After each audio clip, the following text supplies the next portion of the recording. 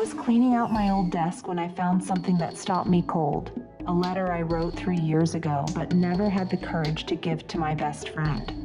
This wasn't just any letter. It was an apology I wrote after the worst fight of my life.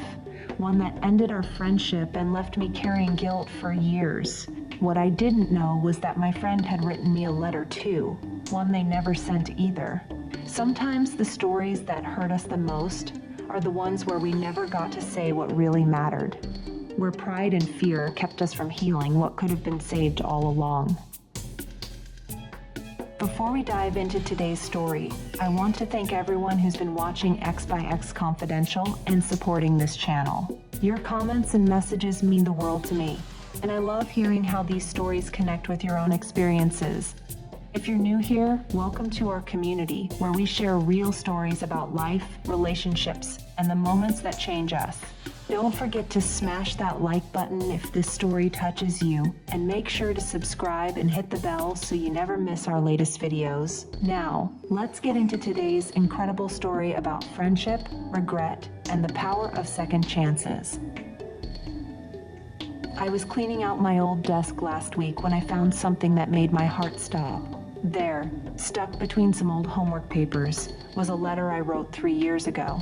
A letter I never had the courage to give to my best friend. Let me tell you what happened. My best friend and I got into the biggest fight of our lives right there in the school hallway. Everyone was watching as we yelled at each other. I can't even remember what started it, but I know we both said things we didn't mean. Really mean things that hurt deep. My friend's face turned red, and they said I was selfish and never cared about anyone but myself. I shot back that they were always moody and brought everyone down. The words came out before I could stop them.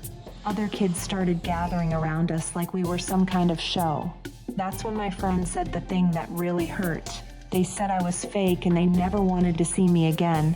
Then they walked away, and I just stood there feeling stupid and angry.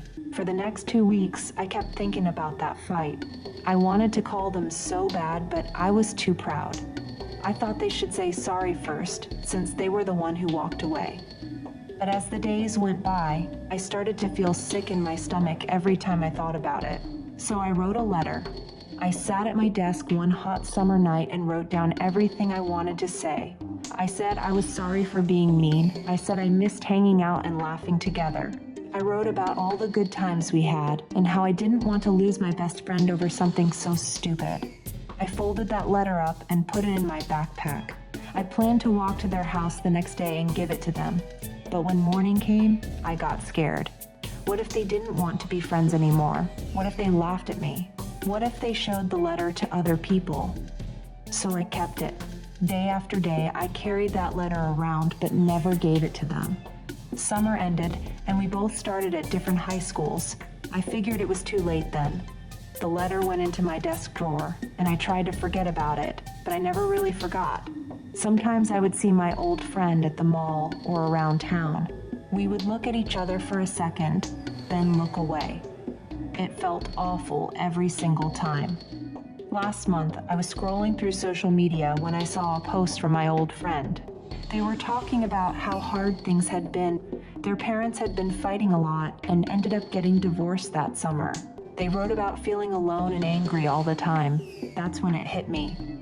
My friend wasn't being mean because they didn't care about me. They were hurting inside and didn't know how to deal with it. I had been so focused on my own hurt feelings that I never thought about what they might be going through. I stared at that old letter for a long time. The paper was yellow now, and my handwriting looked so young. But the words still meant something. Actually, they meant more now than they did back then. So I did something crazy. I took a picture of the letter and sent it to my old friend with a message. I said I was sorry for waiting so long and that I should have given them this years ago. I told them I understood now that they were going through a hard time and I wished I had been there for them.